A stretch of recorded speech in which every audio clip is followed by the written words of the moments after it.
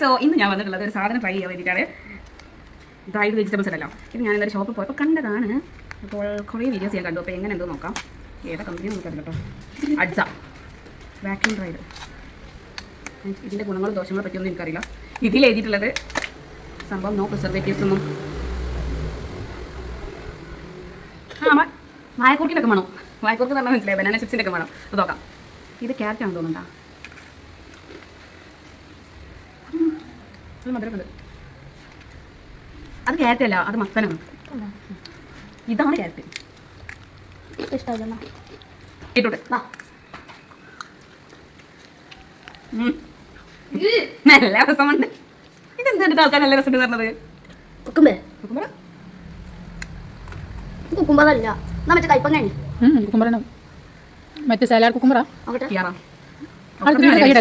ഇതിലാണ് എൻ്റെ ഒരു പ്രതീക്ഷ.